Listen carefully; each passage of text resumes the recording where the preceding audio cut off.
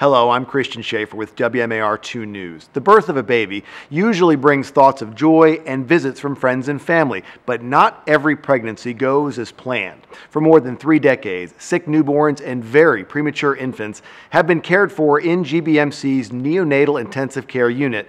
Keep watching to hear from NICU families and staff members as they share their stories to give you a personal look at what goes on during the care of GBMC's tiniest patients. I would say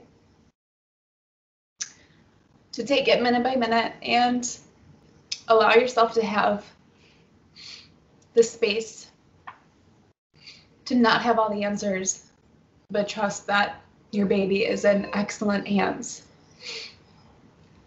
And everything you are doing for him is exactly what they need at the time.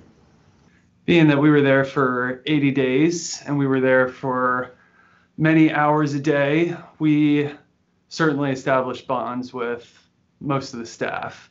We were told for weeks before she was born that she probably wasn't going to make it. So it was a very emotional pregnancy and stressful. Today, I'll speak with 3 families and the team that cares for sick or premature babies at GBMC, some born at less than 1 pound. You will learn about their struggles, their triumphs, and how you can make a direct impact by supporting the GBMC Father's Day 5K. Welcome, Emma and Bojo. Can you tell us about when your GBMC NICU story started? Both pregnancies were really healthy. There were no indications of any major complications. And so we were actually really surprised when my water broke that early with Charlie. I was a little bit in denial, partly because I wasn't with Bojo. I couldn't really believe that if it was happening, it was going to be without him. Right up until he was born at 29 weeks, we were still kind of in the dark as to what happened. Can you tell us about your experience in the GBMC NICU? Our experience once we got into GBMC was great. We were already familiar with the hospital, having delivered Millie there. Was that 1.5 years before? Yeah. And it was just great to be home again. It felt like we were out of here for so long. So being back at the hospital, we knew Charlie was in good care, and he was really making great strides once we got to GBMC. It was difficult too because I was back at work, going into the office. So I was really only able to see him coming in after work. Emma was there, as much as she could be as well. And I'll never forget the first day coming after work, I would do his nighttime bottle feedings. And the very first time he took down an entire bottle for me, I was like, wow, we've taken such tremendous strides since, certainly he was born in 29 weeks, but, certainly that experience at GBMC, we were really seeing like, oh my God, we really feel like we're over the hump, we're over the threshold. Like, we were just feeling so happy and confident that, he was making all the advancement he needed to. The nurses, everyone says it, but it's so true, are just absolutely incredible. I had this tremendous fear, especially with a NICU baby, but even Millie when she was born, of just being a first-time dad, learning how to handle, and it was like doing all of that all over again. It was like being a first-time dad again with the second one, handling a NICU child so small. But just all of the nurses were absolutely fantastic. Like, everyone had advice on how to hold him better, and I kind of felt like I was, doing it for the first time again. But it was such a great experience just to have all the supportive nursing staff in there. Every single nurse we had was just fantastic. Next, I want you to meet Cindy and Brandon, whose daughter Jade was born at just 15 ounces, not even 1 pound. I understand Jade is doing very well now, but what was it like to see her progress in those early days in the NICU? Well, I remember being excited when she hit 1 pound, because she wasn't a whole pound when she was born. So hitting 1 pound was a huge one for her. When she got into the open crib, that was the big, because I felt like we were closer to going home as soon as she got out of that isolate. So that was huge to me. And then actually eating from a bottle or nursing, those were like the biggest ones, I feel like. I think was it the CPAP? What was the one when they first took her in there, the little mask that had over her face? Yeah. The CPAP? Yeah. I don't remember that being like because they kept coming on and off, so I don't remember that being like a milestone. It wasn't a milestone per se, but for as tiny as she was, I mean, that thing came off pretty fast. Yeah. It was just like they even said, was it Marie that was in the delivery room? Right. Marie was on delivery when they even mentioned that, she was breathing on her own, which was And she cried when she came out. Yeah, completely unexpected. That was one of the big fears was if she wasn't breathing, would they able to fit the tube into her, because she was so tiny. Yeah, was her esophagus big enough? And she came out breathing, which was awesome. So when they took that breathing apparatus off of her face in the first week or two, it was like, wow, this is all things considered, we're off to a pretty good start. Thank you so much for sharing Jade's story and your experience. Now, for those of you watching right now, I want to remind you that registration for this year's Father's Day 5K is still open. The race will be in person this Sunday and virtually. You can register at www.gbmc.org/5K. You can even be part of Jade's team. Before we get to our next family, I'm excited to be joined by Joe Henry. Joe is a NICU nurse who's been working with babies for over 25 years. Welcome, Joe. What makes you so proud to be a nurse at GBMC? What I like about being in the NICU is that, not that we create families, but we bring families together. What is it like to see these parents begin to engage with their newborn? That's where I feel like it feels like you're making a family. Because we're taking 3 separate people and making them one, and making that family that they wanted. And then it's really exciting to see the parents give the first bath, change the first diaper, said, oh, I can hold today. The baby's having a good day, so you can get them to do kangarooing, and that's where it's skin to skin. And the babies love that because they can smell that this is mom or dad or something. And it just, as they relax, the baby can grow better. It's nurses, doctors, and other NICU staff members like Joe who create such a special bond with families in the NICU. This has been especially important during COVID-19 because additional visitation rules were put in place to protect patients and their families. Emily and Evan know what this is like because their twins were born just a few months ago. Can you tell us about your experience? Yes, I delivered January 7th, so we were kind of in the middle of the pandemic. That we were still, both of us were still able to visit the babies 24/7 whenever we wanted. We just couldn't have any other outside visitors like our parents.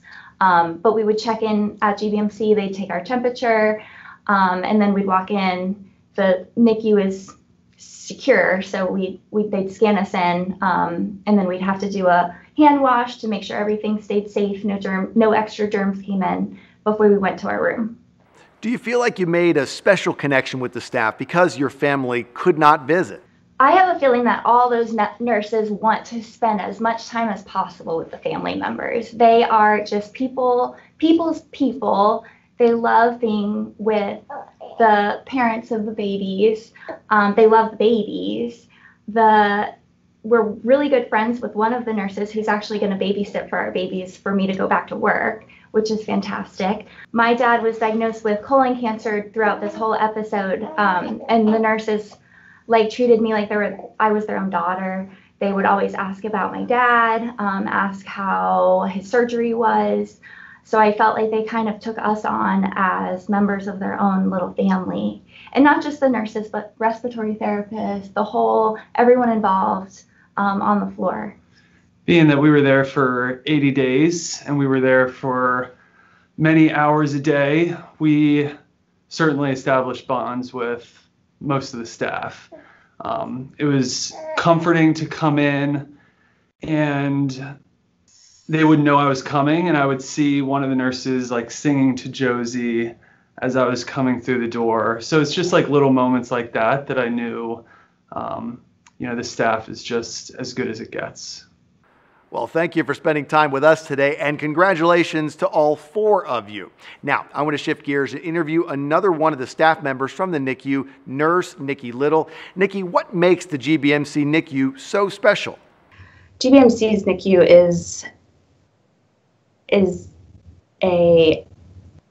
it's just a wonderful place.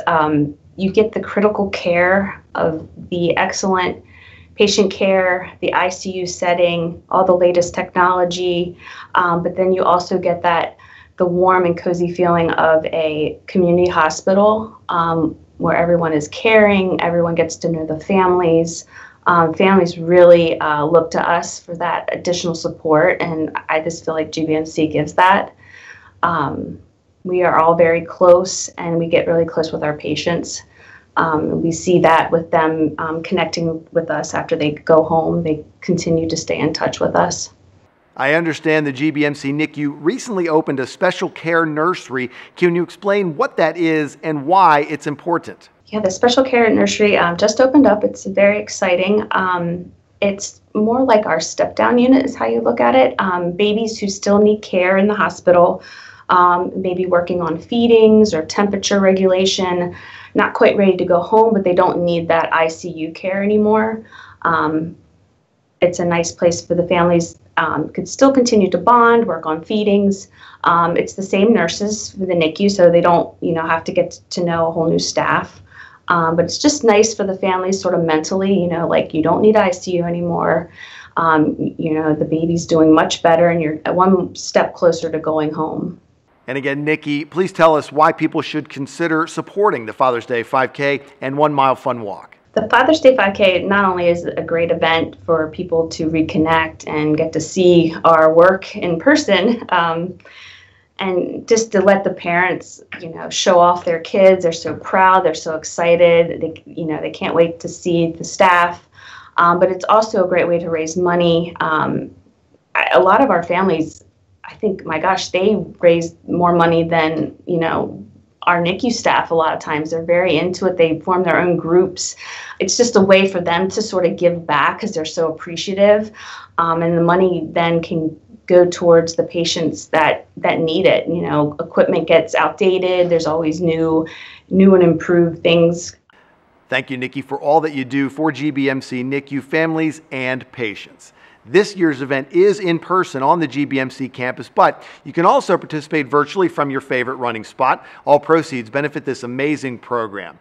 Now, I would like to introduce this year's Father's Day 5K event chair, Jackie Smith. Jackie, how'd you get involved with this project? Hi, I'm Jackie Smith. I am this year's event chair of the Father's Day 5K. GBMC and the NICU means so much to my family. If you are as moved as I am by hearing these stories, please visit www.gbmc.org/5K to register to join us on Sunday. Participate on your own or just make a donation to support these little ones and the people who care for them. I would like to thank everyone who has already stepped up to support this year's Father's Day 5K, including individuals and many generous businesses within our community. I hope to see many of you this Sunday. Thank you to everyone who has supported the GBMC NICU through the Father's Day 5K and 1 Mile Fun Walk. On behalf of GBMC's tiniest patients, NICU families, and staff, we thank you. For WMAR 2 News, I'm Christian Schaefer. Happy Father's Day.